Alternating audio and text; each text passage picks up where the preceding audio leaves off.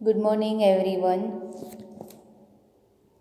Last લેક્ચરમાં આપણે કોમ્યુનિટીમાં introduction જોયું, રોલ ઓફ નર્સ જોયા, પછી એના સ્કોપ કયા કયા છે જોયા. હવે આપણે યુનિટ 1 છે સ્ટાર્ટ કરીશું, હેલ્થ સિસ્ટમ ઇન ઇન્ડિયા. તો કે ઇન્ડિયામાં હેલ્થ સિસ્ટમ કઈ રીતે ફોલો થાય છે, કેવી રીતે એની હેરાર્કી છે, એ તમે ફર્સ્ટ યરમાં ભણી ગયા છો, પણ આપણે હવે થર્ડ યરમાં ડીપમાં ભણીશું હેલ્થ સિસ્ટમ. તો ફર્સ્ટ છે એનું ઇન્ટ્રોડક્શન. તો કે લોકોના હેલ્થ સ્ટેટસ પર કોમ્યુનિટીનું ઇન્ફ્લુએન્સ છે. ઇન્ફ્લુએન્સ મીન્સ કે પ્રભાવ પડે છે કોમ્યુનિટી ઉપર. તે કોમ્યુનિટી એ એવો એરિયા છે જેનાથી લોકોનું હેલ્થ સ્ટેટસ ઇમ્પ્રૂવ કરી શકાય છે. નર્સ એ કોમ્યુનિટીનું સ્ટ્રક્ચર સમજાવવાની જરૂર છે. તો કે લોકોના હેલ્થ સ્ટેટસ પર કોમ્યુનિટીનું ઇન્ફ્લુએન્સ છે, મીન્સ કે પ્રભાવ છે. કોમ્યુનિટી હેલ્થ નર્સ છે શું કરે છે કોમ્યુનિટી ઉપર, અથવા તો કોમ્યુનિટી એરિયા ઉપર, અથવા તો કોમ્યુનિટી ગ્રુપ ઉપર, ફેમિલી પર શું કરે છે, પ્રભાવ પાડે છે. શેને રિલેટેડ? તો કે હેલ્થ સ્ટેટસને ઇમ્પ્રૂવ કરવા માટે. દેન નર્સ એ કોમ્યુનિટીનું સ્ટ્રક્ચર સમજાવવાની જરૂર છે. તો નર્સે કોમ્યુનિટીમાં જઈને શું કરવું જોઈએ? તો કે હેલ્થનું સ્ટ્રક્ચર, આખું કોમ્યુનિટીનું સ્ટ્રક્ચર એને સમજાવવાની જરૂર છે. નેક્સ્ટ છે હેલ્થ સિસ્ટમ એટલે હેલ્થ સર્વિસ પૂરી પાડવાનું કાર્ય, જેમાં ઓર્ગેનાઇઝેશન, મેનેજમેન્ટ એક્સેટ્રા ફેક્ટરનો સમાવેશ થાય છે. તો કે હેલ્થ સિસ્ટમ શું છે? તો કે આખી સિસ્ટમ છે, સ્ટેપ બાય સ્ટેપ તે શું કરે છે, ફોલો કરે છે. એટલે કે હેલ્થ સર્વિસ પૂરી પાડવાનું કાર્ય છે. હેલ્થ સિસ્ટમનું કાર્ય શું છે? તો કે બધાને હેલ્થ સર્વિસ પૂરી પાડવી એ હેલ્થ સિસ્ટમનું કાર્ય છે. જેમ કે ઓર્ગેનાઇઝેશન છે, કેવી રીતે ઓર્ગેનાઇઝેશન કરવું, કેવી રીતે એનું પ્લાનિંગ કરવું, કેવી રીતે એનું મેનેજમેન્ટ કરવું, એ બધું કોણ કરશે? તો કે હેલ્થ સિસ્ટમ છે. અને શેના માટે ઓર્ગેનાઇઝેશન કરશે, પ્લાનિંગ કરશે? તો કે હેલ્થ સર્વિસ કેવી રીતે પૂરી પાડવી, એનું ઓર્ગેનાઇઝેશન કેવી રીતે કરવું, એનું પ્લાનિંગ કેવી રીતે કરવું, એનું મેનેજમેન્ટ કેવી રીતે કરવું, એને ફોલો કેવી રીતે કરવું, એ કોણ કરશે? તો કે હેલ્થ સિસ્ટમ છે એ બધું એનું ઓર્ગેનાઇઝેશન અને મેનેજમેન્ટ કરશે. દેન હેલ્થ સર્વિસનું પ્લાનિંગ કરવું અને પ્રાયોરિટી નક્કી કરવી, રિસોર્સ શોધવા, પોલિસી બનાવવી, ઇવેલ્યુશન કરવું તથા હેલ્થ એજ્યુકેશન આપવું, આ તમામ બાબતોનો હેલ્થ સિસ્ટમમાં સમાવેશ કરવામાં આવે છે. તો કે હેલ્થ સર્વિસનું પ્લાનિંગ કરવું. તો કે હેલ્થ સર્વિસમાં શું કરવું પડે? પહેલાં પ્લાનિંગ કરવું પડે. કોઈ પણ કાર્ય કરવું હોય તો એની પહેલાં શું કરવાનું છે? પ્લાનિંગ કરવાનું છે. એની પ્રાયોરિટી નક્કી કરવાની છે કે કેટલી પ્રાયોરિટી હોવી જોઈએ. રિસોર્સ શોધવા, પોલિસી બનાવવાની છે. એની પોલિસી બનાવવાની છે કે અમુક પોલિસી છે એ ફોલો કરવાની છે એને. દેન ઇવેલ્યુશન કરવાનું છે કે કેવી રીતે ફોલો થાય છે, એનું રિઝલ્ટ શું આવે છે, એ ઇવેલ્યુએટ કરવાનું છે. તથા હેલ્થ એજ્યુકેશન આપવાનું, એટલે પીપલને શું કરવાનું છે? હેલ્થ એજ્યુકેશન આપવાનું છે. એના લીધે શું થશે? તો કે હેલ્થ સર્વિસ છે એ ઇમ્પ્રૂવ થશે અને હેલ્થમાં સુધારો થશે. અને દેન નેક્સ્ટ છે આ તમામ બાબતોનો હેલ્થ સિસ્ટમમાં સમાવેશ થાય છે. તો હેલ્થ સિસ્ટમ શું છે? તો કે કોમ્યુનિટી લેવલે છે શું કરવાનું છે? ડિસીઝને ક્યોર કરવાનું છે, કોમ્યુનિટી સ્ટેટસ છે ઇમ્પ્રૂવ કરવાનું છે, દેન હેલ્થ સ્ટેટસ છે ઇમ્પ્રૂવ કરવાનું છે. એ કામ કોનું છે? તો કે હેલ્થ સિસ્ટમનું છે. તો હેલ્થ સિસ્ટમનું કામ ક્યારે થશે? તો કે હેલ્થ સર્વિસ છે એ કમ્યુનિટીમાં અને પીપલને અથવા તો ફેમિલીને પ્રોવાઈડ કરશે, ત્યારે હેલ્થ સિસ્ટમનું કામ છે એ કમ્પ્લીટ થશે. દેન નેક્સ્ટ છે principles health administration of organisation.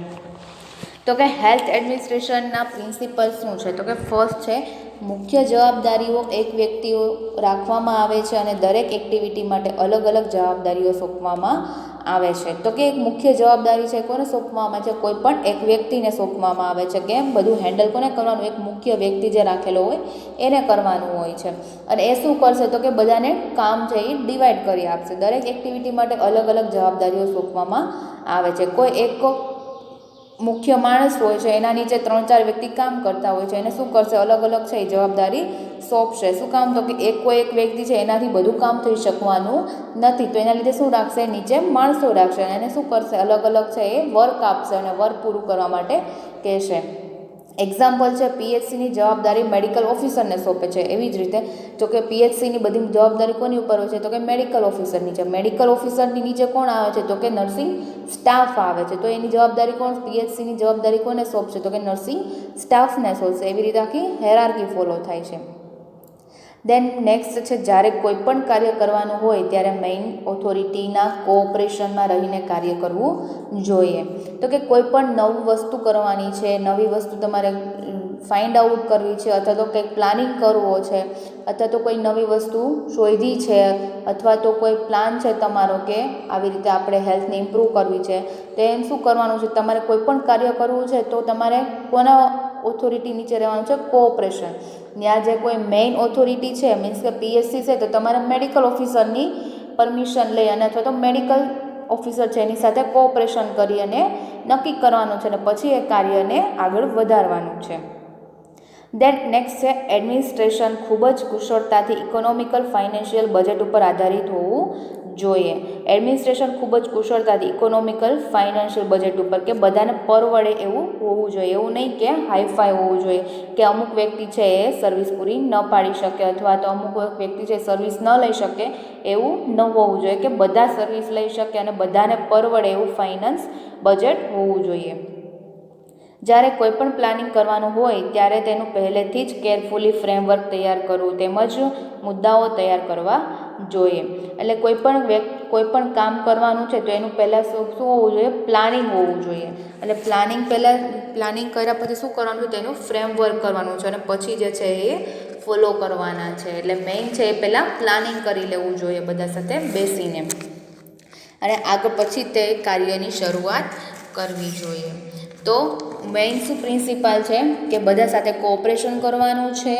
Then next શું છે, એને મેડિકલ ઓફિસરની જવાબદારી, કોઈ મુખ્ય હોદ્દા હોય એને એની નીચે માણસો રાખી અને એને જવાબદારી સોંપવાની છે. એડમિનિસ્ટ્રેશન શું ફાઇનાન્શિયલી બજેટ છે એ પરવડે એવું હોવું જોઈએ. દેન પહેલાં શું કરી લેવાનું છે? કોઈ પણ કાર્ય કરતાં એને પહેલાં પ્લાનિંગ કરી લેવાનો છે. નેક્સ્ટ પ્રિન્સિપાલ જોઈશું તો કે જે પ્રોગ્રામ અમલમાં મુકાયેલ હોય તથા ચાલતો હોય તેના માટે સ્ટાફનો જરૂરી એજ્યુકેશન પૂરું પાડવું જોઈએ, જેથી પ્રોગ્રામ પ્રોગ્રેસિવ અને ઇફેક્ટિવ બને.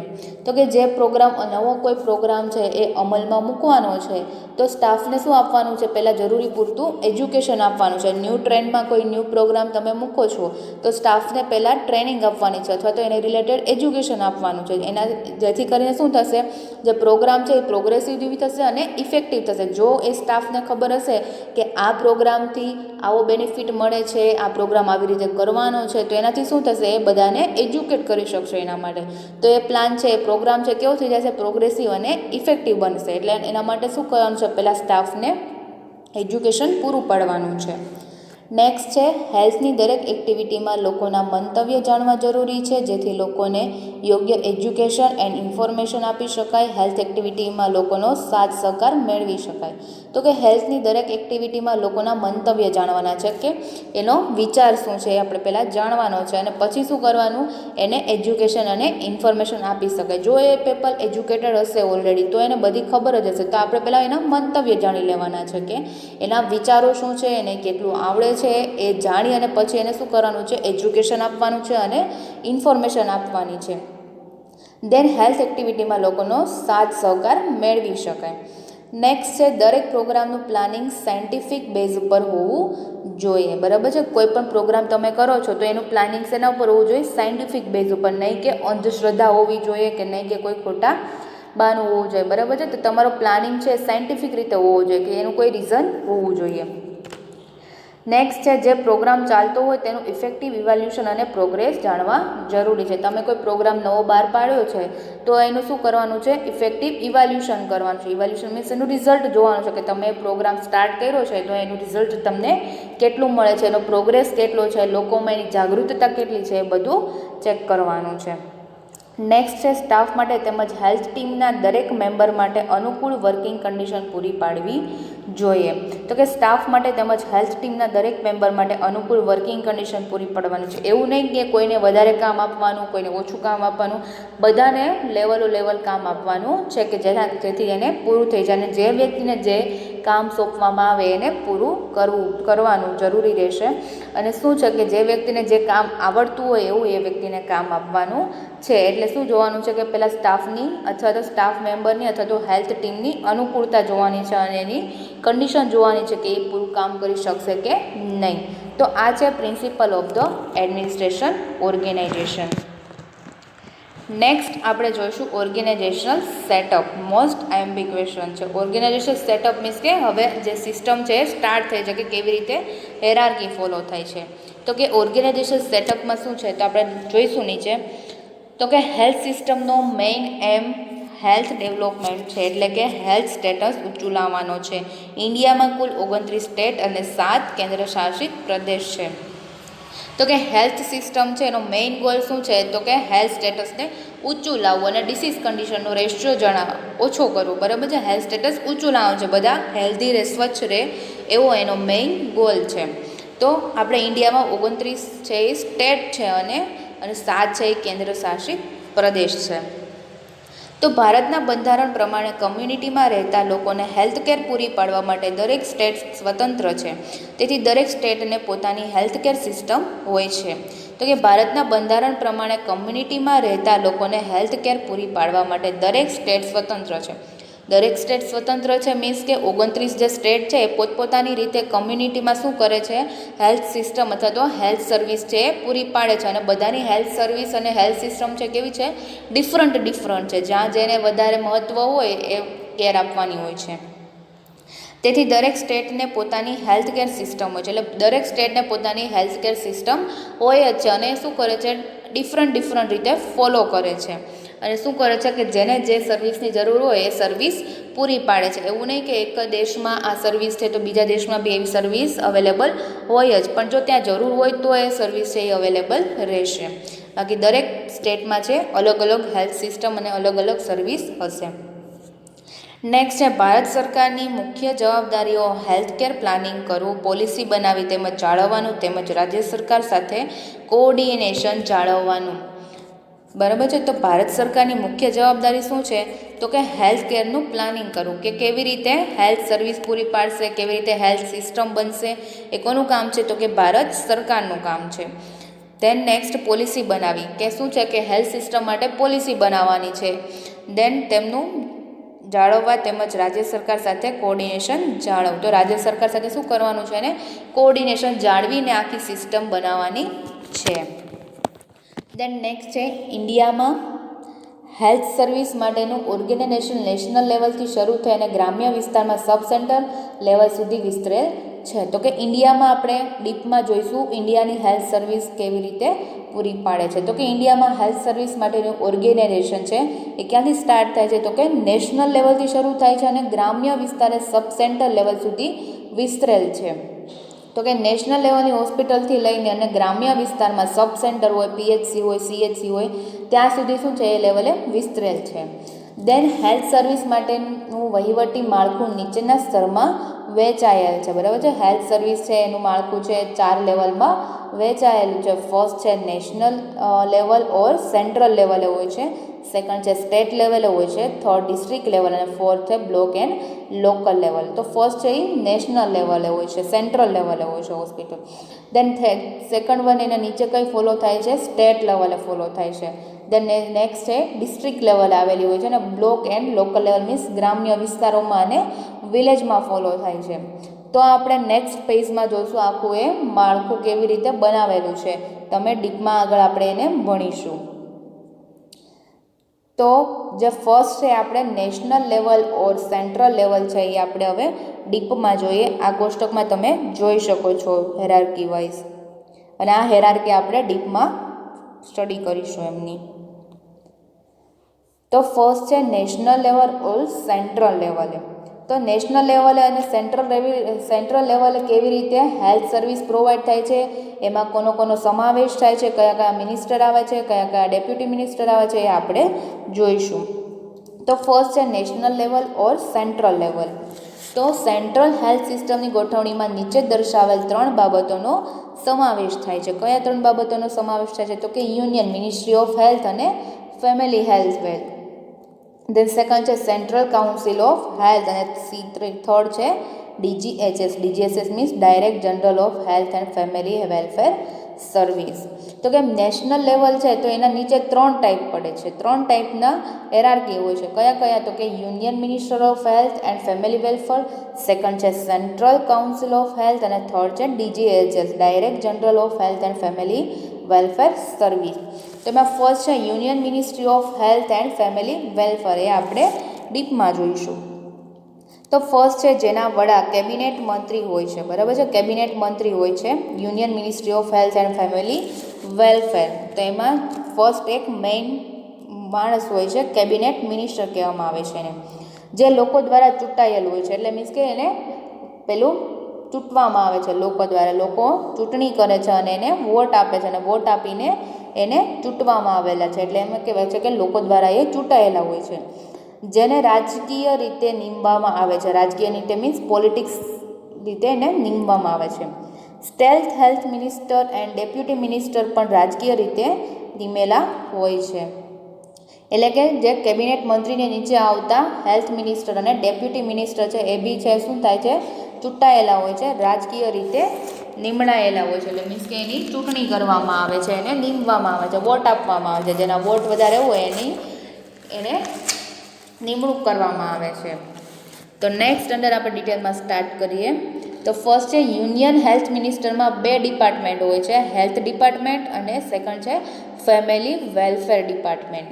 તો યુનિયન હેલ્થ મિનિસ્ટર આપણે અંદર આગળ જોયું તો યુનિયન હેલ્થ મિનિસ્ટર છે કોણ હોય છે, તો કે કેબિનેટ મિનિસ્ટર. કેબિનેટ મિનિસ્ટરની નીચે કોણ હોય છે, તો કે deputy manager and health minister હોય છે. તો યુનિયન હેલ્થ મિનિસ્ટર ફર્સ્ટ છે એ ક્યાં આવેલું હોય છે, નેશનલ લેવલે, સેન્ટ્રલ લેવલે. તો એની નીચે શું હોય છે, યુનિયન હેલ્થ મિનિસ્ટર ફર્સ્ટ. તો યુનિયન હેલ્થ મિનિસ્ટર છે એની અંદર આપણે 2 ડિપાર્ટમેન્ટ પડે છે, હેલ્થ ડિપાર્ટમેન્ટ અને ફેમિલી વેલફેર ડિપાર્ટમેન્ટ.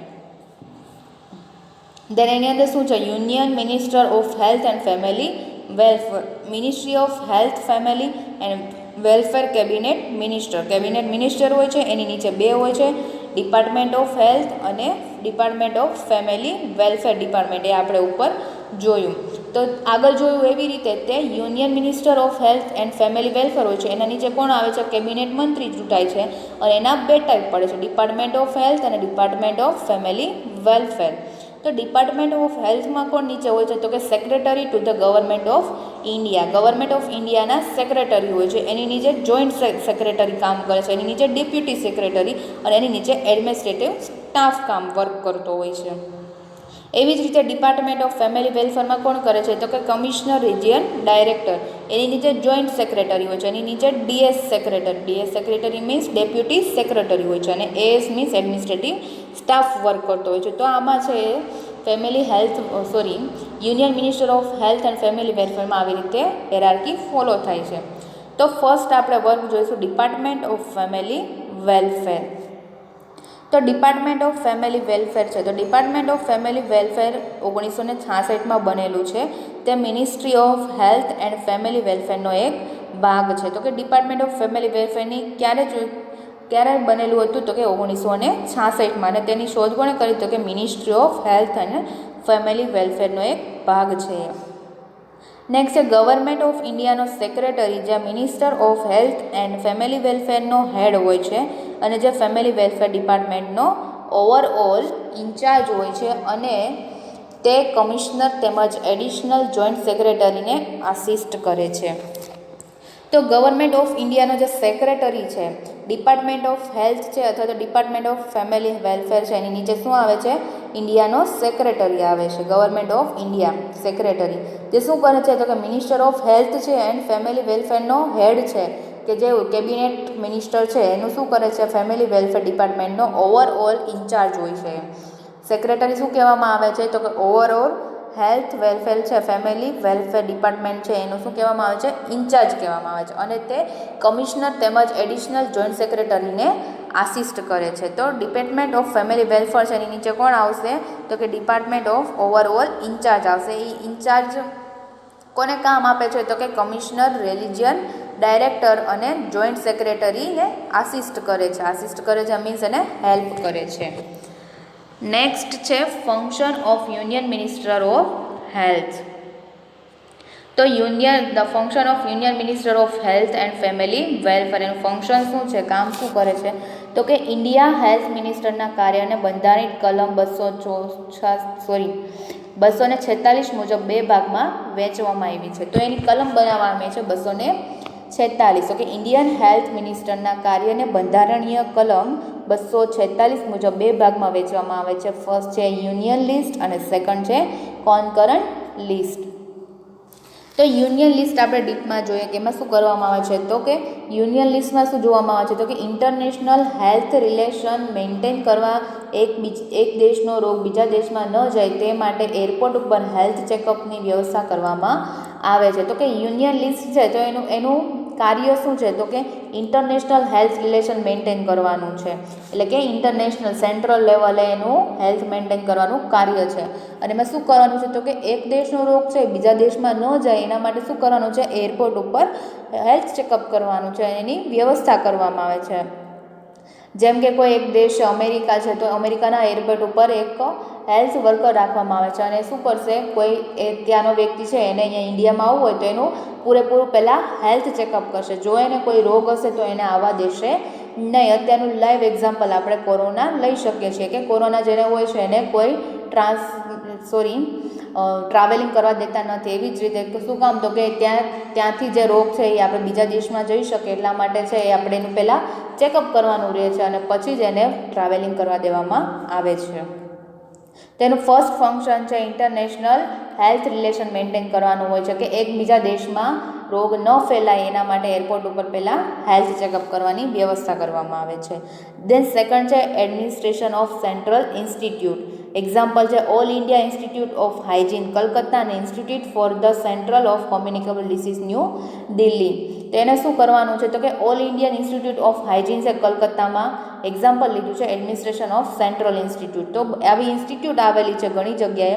તો એની ઇન્સ્ટિટ્યૂટ શું કરશે, તો કે બોડી ચેકઅપ કરશે, કોઈ રિસર્ચ કરશે કે કયો ડિસીઝ છે, ક્યાં વધારે ફેલાય છે, એને કેવી રીતે કંટ્રોલ કરવો છે, એ કોણ કરશે, તો કે all Indian institute of hygiene કલકત્તામાં આવેલું છે અને institute for the control of communicable disease એ ક્યાં આવેલું છે, ન્યૂ દિલ્હીમાં. દેન નેક્સ્ટ છે રિસર્ચ સેન્ટ્રલ દ્વારા રિસર્ચ વર્કને પ્રોમોટ કરવું. તો કે એને રિસર્ચ કરવાનું છે અને શું કરવાનું છે, એને પ્રોમોટ કરવાનું છે. નેક્સ્ટ છે medical pharmaceutical pharmacy dental and nursing પર્સનલનું રેગ્યુલેશન અને ડેવલપમેન્ટ કરવું. તો કે મેડિકલ ફાર્માસ્યુટિકલ અને ફાર્મસી ડેન્ટલ એન્ડ નર્સિંગ પર્સનલનું રેગ્યુલેશન અને ડેવલપમેન્ટ કરે છે. કે શું કરે છે, તો કે કોઈ પણ ડિસીઝ જો છે એને ક્યોર કરવા માટે ફાર્મસીવાળા મેડિસિન બનાવે છે. ડેન્ટલ છે તો ડેન્ટલને લઈને કોઈ મેડિસિન છે. પર્સનલ હાઇજીન મેન્ટેન કરે છે. એવી રીતે એનું શું કરશે, રેગ્યુલેશન અને ડેવલપમેન્ટ કરતું જશે કે જેથી કરીને જે છે ડિસીઝ ક્યોર થઈ શકે. દેન નેક્સ્ટ છે ડ્રગ સ્ટાન્ડર્ડ નક્કી કરવા અને મેન્ટેન કરવું. ડ્રગ્સને શું કરવાનું છે, સ્ટાન્ડર્ડ બનાવવાની છે અને એને મેન્ટેન કરવાની છે. સ્ટાન્ડર્ડ કેવી રીતે બનાવવાનું છે, કે પહેલાં ચેક કરવાનું છે કે કોઈને સાઇડ ઇફેક્ટ નથી આવતી, એનો ડોઝ વધી જાય છે, એ બધું ચેક કરવાનું છે. એની ક્વોલિટી કેવી છે, એની ક્વોન્ટિટી કેવી છે, એ બધું ચેક કરવાનું છે અને પછી એને અમલમાં લાવવાની છે, પછી માર્કેટમાં એની સેલ કરવાનું છે.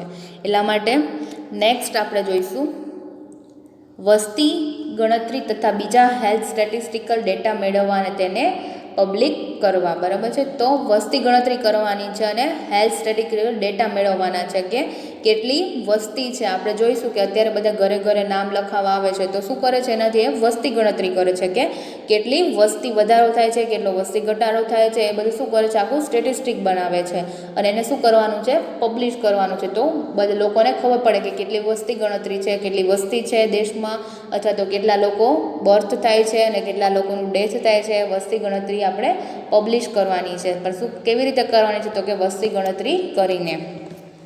દેન વસ્તી ગણતરી તથા બીજા હેલ્થ સ્ટેટિસ્ટિક ડેટા મેળવવા અને તેને પબ્લિશ કરવામાં આવે છે. નેક્સ્ટ છે એજ્યુકેશન પર્પઝથી એબ્રોડ જવા માટે મદદ કરવી. તો કે એબ્રોડ જવા માટે એને મદદ કરવાની છે. કેવી રીતે, તો કે તમે એને એજ્યુકેશન આપો કે ત્યાંનું એજ્યુકેશન સારું છે, ત્યાં જઈશો તો તમને થોડોક બેનિફિટ થશે ને એવી રીતે એને શું આપવાનું છે, એજ્યુકેશન આપવાનું છે. શેનું, તો કે એબ્રોડ જવા માટેનું. દેન ખાણ અને ઓઇલ ફિલ્ડમાં કામ કરતા વર્કર માટે લેબર રેગ્યુલેશન કરવું. તો કે કોઈ પણ ખાણ છે એવી કે કોઈ ઓઇલની ફેક્ટરી છે કે કોઈ ફિલ્ડ છે, ઇન્ડસ્ટ્રી છે, કંપની છે, એમાં કામ કરતા વર્કર માટે શું કરવાનું છે? લેબર રેગ્યુલેશન કરવાનું છે કે બધા લોકોને સરખું કામ મળી રહે એવું કરવાનું છે. દેન સ્ટેટ અને બીજા મિનિસ્ટર સાથે કોઓર્ડિનેશન કરી હેલ્થ પ્રમોશન કરવાનું છે. તો કે સ્ટેટ લેવલે અને બીજા મિનિસ્ટર સાથે એનું શું કરવાનું છે? કોઓર્ડિનેશન કરવાનું છે અને પછી હેલ્થને શું કરવાનું છે?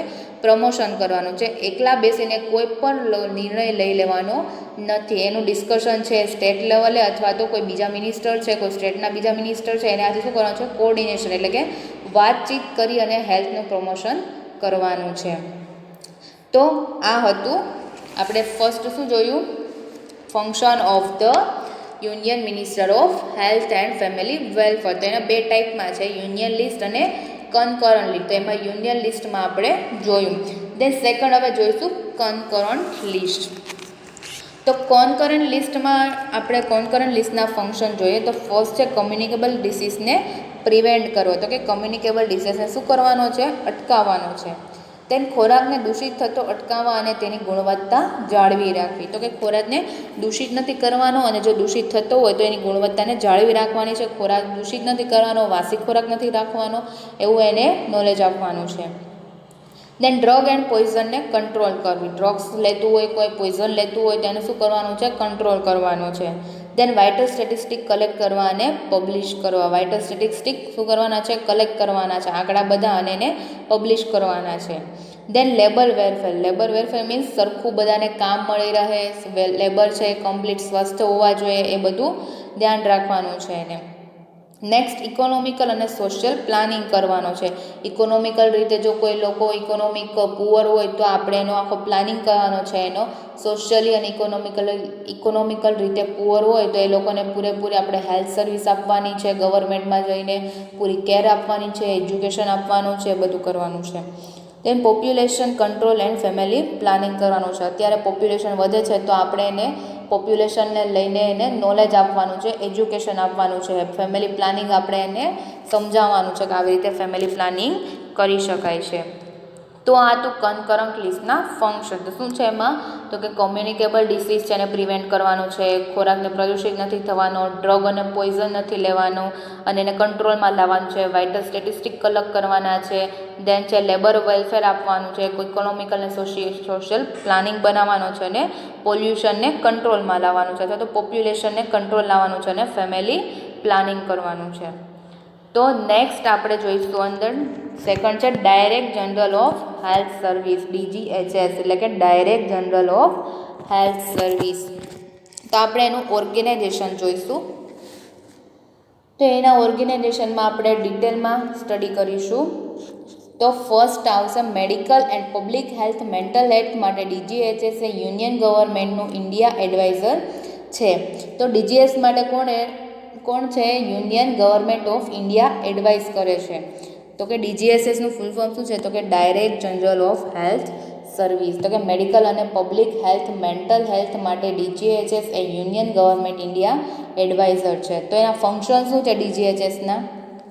તો એના ફર્સ્ટ જનરલ ફંક્શન જોશું. જનરલ ફંક્શનના 5 છે. પહેલાં જનરલ ફંક્શનમાં જોશું. ફર્સ્ટ છે સર્વિસ. તો એ શું કરે છે? સર્વિસ પૂરી પાડે છે. ઘરે ઘરે જઈ અને ઇન્ડસ્ટ્રીઝમાં જઈશ અથવા તો એવો કોઈ એરિયો છે, કમ્યુનિટી એરિયા છે, એમાં જઈને શું કરશે? સર્વિસ પૂરી પાડશે. કેવા પ્રકારની સર્વિસ? તો કે ઘરે ઘરે જઈને પેશન્ટને કેર આપશે, ટ્રીટમેન્ટ આપશે, એજ્યુકેશન આપશે, બોડી ચેકઅપ કરશે, એવી બધી સર્વિસ પૂરી પાડશે. દેન સેકન્ડ છે પ્લાનિંગ.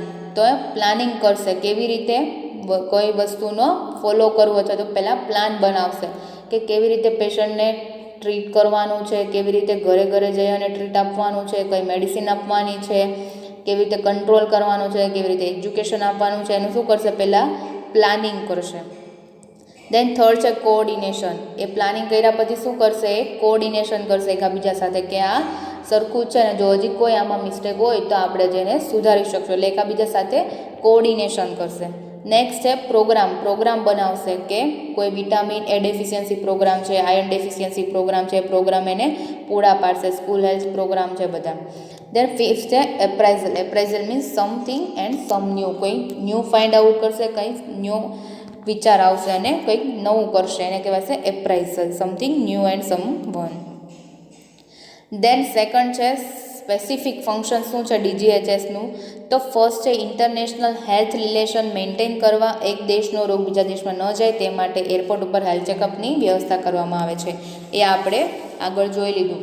દેન સેકન્ડ છે ડ્રગ સ્ટાન્ડર્ડ કંટ્રોલ કરવું. ડ્રગનું સ્ટાન્ડર્ડ જોવાનું છે કે એની ક્વોલિટી જોવાની છે, ક્વોન્ટિટી જોવાની છે, એનું સ્ટાન્ડર્ડ આપણે જોવાનું છે. કોણ જોશે? તો કે DGHS.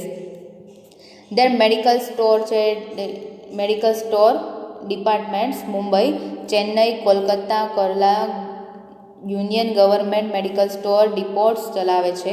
આ ડિપોટ્સ સેન્ટ્રલ ગવર્મેન્ટ અને સ્ટેટ ગવર્મેન્ટને મેડિકલ રિક્વાયરમેન્ટ પૂરી પાડે છે. તો કે મેડિકલ સ્ટોર છે એને ક્યાં છે? તો કે મુંબઈ અને ચેન્નઈ, કલકત્તા અને કરનાલ. તો જે યુનિયન ગવર્મેન્ટ મેડિકલ સ્ટોર ડિપોટ ચલાવે છે, તો કે આ ડિપોટને મેડિસિન કોણ પૂરી પાડે છે? તો કે સેન્ટ્રલ ગવર્મેન્ટ અને સ્ટેટ ગવર્મેન્ટ. અને કોણ પૂરી પાડે છે? તો કે મેડિકલ રિક્વાયરમેન્ટ. તો મેડિકલ રિક્વાયરમેન્ટ કોણ પૂરી પાડે છે? તો કે સેન્ટ્રલ ગવર્મેન્ટ અને સ્ટેટ ગવર્મેન્ટ છે એ આપણે કોને પાડે છે? ડિસ્ટ્રિક્ટ લેવલે અથવા તો સ્ટેટ લેવલે એને પૂરું પાડે છે મેડિસિન બધી. તો એમાં શું છે? તો કે મેડિસિનનું સ્ટાન્ડર્ડ જોવાનું છે. તે નેક્સ્ટ છે પોસ્ટ ગ્રેજ્યુએટ ટ્રેનિંગ આપવાની છે. પોસ્ટ ગ્રેજ્યુએટ ટ્રેનિંગ મીન્સ કે જે સ્ટાફ નર્સ છે એને શું કરવાનું છે? ટ્રેનિંગ આપવાની છે. મેડિકલ એજ્યુકેશન આપવાનું છે. મેડિકલ રિસર્ચ કરવાનું છે. કંઈ ફાઇન્ડ આઉટ કરવાનું છે કે એનો આંકડો કેમ વધે છે, એને કંટ્રોલમાં કેવી રીતે લાવવાનો છે, પછી એની ટ્રીટમેન્ટ આપ્યા પછી એનું શું પ્રભાવ છે, એ બધી વસ્તુ જોવાની છે. દેન નેક્સ્ટ છે central government health stream. Central government health stream. Next છે નેશનલ હેલ્થ પ્રોગ્રામ આપવાનું છે. Central health education bureau. તો કે central health education bureau means કે એવી એક કંપની મીન્સ કે એવી એક ટીમ હોય છે, બ્યુરો હોય છે, એ શું કરશે? સેન્ટ્રલ હેલ્થ એજ્યુકેશન આપશે કે કેવી રીતે એને ઇમ્પ્રૂવ કરવાનું છે, કેવી રીતે એને ક્યોર કરવાનું છે, એનો રેશિયો ઘટાડવાનો છે. નેક્સ્ટ છે નેશનલ મેડિકલ લાઇબ્રેરી. 1966ની સ્થાપના કરવામાં આવી હતી. તો કે નેશનલ મેડિકલ લાઇબ્રેરી ક્યારે બનાવી છે? તો કે 1966માં મેડિકલ લાઇબ્રેરી બનાવી છે. એમાં બધી મોસ્ટલી મેડિકલની બુક અવેલેબલ કરવામાં આવી હતી. અને ક્યારે? તો કે 1966માં. નેક્સ્ટ સી જોઈશું સેન્ટ્રલ કાઉન્સિલ ઓફ હેલ્થ. તો સેન્ટ્રલ કાઉન્સિલ ઓફ હેલ્થ શું છે? તો કે કન્કરન્ટ લિસ્ટમાં આવેલા બધા હેલ્થ રિલેટેડ સબ્જેક્ટનો સેન્ટ્રલ અને સ્ટેટના વચ્ચે કોઓર્ડિનેશન માટે સેન્ટ્રલ કાઉન્સિલર ઓફ હેલ્થ હોય છે. તો કે સેન્ટ્રલ કાઉન્સિલર ઓફ હેલ્થ શું છે? તો કે એ શું કરે છે? તો કે હેલ્થ રિલેટેડ સબ્જેક્ટનો સેન્ટ્રલ અને સ્ટેટ લેવલ વચ્ચેનો કોઓર્ડિનેશન કરે છે. એ કોણ કરે છે? તો કે સેન્ટ્રલ કાઉન્સિલર હોય છે, એ કરે છે. તે 9 ઓગસ્ટ 1962માં રેજિસ્ટ્રેશન્સના આદેશ મુજબ બંધારણીય કલબ 263 પ્રમાણે સેન્ટ્રલ કાઉન્સિલર ઓફ હેલ્થની સ્થાપના થઈ હતી. તો કે સેન્ટ્રલ કાઉન્સિલર ઓફ હેલ્થની સ્થાપના ક્યારે થઈ હતી? તો કે 263માં 9 ઓગસ્ટ 262માં. કયા કલમ મુજબ? તો કે 263ની કલમ મુજબ સેન્ટ્રલ કાઉન્સિલ ઓફ હેલ્થની સ્થાપના થઈ હતી. તો સેન્ટ્રલ કાઉન્સિલ ઓફ હેલ્થના ફંક્શન શું છે એ આપણે હવે ફંક્શન જોશું નેક્સ્ટ લેક્ચર. તો ફર્સ્ટ છે પોલિસી બનાવવાની, preventive care, environment, hygiene, nutrition, health education, health related કોઈ ક્વેરી છે અને રિસર્ચ માટે પોલિસી બનાવી. બરાબર છે. તો ફર્સ્ટ ફંક્શન શું છે? તો કે એને પોલિસી બનાવવાની છે. શેની પોલિસી? તો કે ડિસીઝને કેવી રીતે પ્રિવેન્ટ કરવો, એન્વાયરમેન્ટને કેવી રીતે શુદ્ધ કરવું, પર્સનલ હાઇજીન કેવી રીતે મેન્ટેન કરવા, કયા ટાઈપનું ન્યુટ્રિશન લેવું, અથવા તો કેવી રીતે હેલ્થ એજ્યુકેશન આપવું, એટલે અને કોઈ હેલ્થને રિલેટેડ કોઈ ક્વેરી હોય તો એને સોલ્વ કરી આપવાની છે. દેન સેકન્ડ છે મેડિકલ એન્ડ પબ્લિક હેલ્થ મેટર્સને લગતા કાયદાઓ બનાવવા અને કાયદાનું પાલન આખા દેશમાં થાય તે માટે જોવું. તો મેડિકલ અને પબ્લિક હેલ્થ મેટર માટે શું કરવાનું છે? એના લગતા અમુક કાયદાઓ બનાવવાના છે અને કાયદાઓનું પાલન થાય એનું ધ્યાન રાખવાનું છે. નેક્સ્ટ છે available grant in add a સ્ટેટના પર્પઝમાં યુઝ કરવા માટે સેન્ટ્રલ ગવર્મેન્ટ સલાહ સૂચન દેવા માટે. તો અવેલેબલ જે ગ્રાન્ટ છે, બરાબર છે, અમુક ગ્રાન્ટ ફાળવતા હોય, અમુક ટકા એને પૈસા મળતા હોય, કોઈ રોગ થયા હોય તો એનો પર્પઝ એને કહેવાનો છે, એને કેવી રીતે યુઝ થાય છે, કે તમને આટલા પૈસા મળે છે આ ડિસીઝમાં, તો એ બધું એને એક્સપ્લેન કરવાનું છે અને સલાહ સૂચન દેવાનું છે. તેન સેન્ટ્રલ અને સ્ટેટ હેલ્થના હેડ એડમિનિસ્ટ્રેટિવ વચ્ચે કોઓપરેશન પ્રમોટ કરવા અને મેન્ટેન કરવા એપ્રોપ્રિએટ ફંક્શન કરવા. તો સેન્ટ્રલ અને સ્ટેટ હેલ્થના હેડ મિનિસ્ટર છે એને શું કરવાનું છે? કોઓપરેશન કરવાનું છે પ્રોમોટ કરવા માટે. તો કે કોઈ હેલ્થ છે એને પ્રોમોટ કરવા માટે એને શું કરવાનું છે? પહેલાં ડિસ્કશન કરવાનું છે કે કેવી રીતે ડિસીઝ છે એ પ્રોમોટ થશે, અને મેન્ટેન કરવા માટે એપ્રોપ્રિએટ ફંક્શન કરવા છે. એવા ફંક્શન કરો કે જે છે એ ડિસીઝ છે અથવા તો કોઈ પણ વસ્તુ છે એ કેવી થઈ જાય? મેન્ટેન થઈ જાય. તો આજે આપણે જોયું નેશનલ અને સેન્ટ્રલ લેવલ. નેક્સ્ટ લેક્ચરમાં આપણે સ્ટેટ લેવલ જોઈશું. તો આપણે એક વખત આપણે રિવિઝન કરી લઈએ કે આપણે નેશનલ લેવલે શું જોયું. તો કે નેશનલ લેવલની નીચે શું આવતું? સ્ટેટ લેવલ, ડિસ્ટ્રિક્ટ લેવલ અને બ્લોક લેવલ. તો નેશનલ લેવલ છે એની અંદર આપણે શું જોયું? તો કે union ministry of health and family welfare, central council of health અને DGHS તો કે direct general of health and family welfare. તો નેશનલ લેવલના નીચે 3 બાબતોનો સમાવેશ થાય છે, 3 સિસ્ટમની ગોઠવણી કરવામાં આવી છે. First union minister of health and family welfare, central council of health અને DGHS. તો ફર્સ્ટ છે union ministry of health and family welfare. એમાં 2 ટાઈપ પડે છે, હેલ્થ ડિપાર્ટમેન્ટ અને સેકન્ડ છે ફેમિલી વેલફેર ડિપાર્ટમેન્ટ. તો ડિપાર્ટમેન્ટ ઓફ હેલ્થની નીચે શું આવે છે? તો ફર્સ્ટ છે secretary to the government of India, એની નીચે આવે છે જોઈન્ટ સેક્રેટરી, એની નીચે આવે છે ડેપ્યુટી સેક્રેટરી, એની બાદ આવે છે એડમિનિસ્ટ્રેટિવ સ્ટાફ. અને department of family healthcare any next છે શું આવે છે? કમિશનર રેજનલ ડાયરેક્ટર, અને આવે છે નેક્સ્ટ આવે છે જોઈન્ટ સેક્રેટરી, એની નીચે આવે છે DS એટલે મીન્સ કે ડેપ્યુટી સેક્રેટરી અને એડમિનિસ્ટ્રેટિવ સ્ટાફ આવે છે. અને આપણે એના ફંક્શન જોયા, અને એના ફંક્શનમાં 2 ટાઈપ છે, યુનિયન લિસ્ટ અને કોન્કરન્ટ લિસ્ટ. નેક્સ્ટ આપણે શું જોયું? તો કે નેક્સ્ટ આપણે એના ફંક્શન જોયા. સેકન્ડ બી જોયું, director general of the health service DGHS આપણે ડિટેલમાં જોયું કે DGHSના ફંક્શન શું છે. અને નેક્સ્ટ આપણે જોયું સેન્ટ્રલ કાઉન્સિલ ઓફ હેલ્થ, કે સેન્ટ્રલ કાઉન્સિલ ઓફ હેલ્થનું વર્ક શું છે. તો આપણે હવે નેક્સ્ટ લેક્ચરમાં જોઈશું સ્ટેટ લેવલ.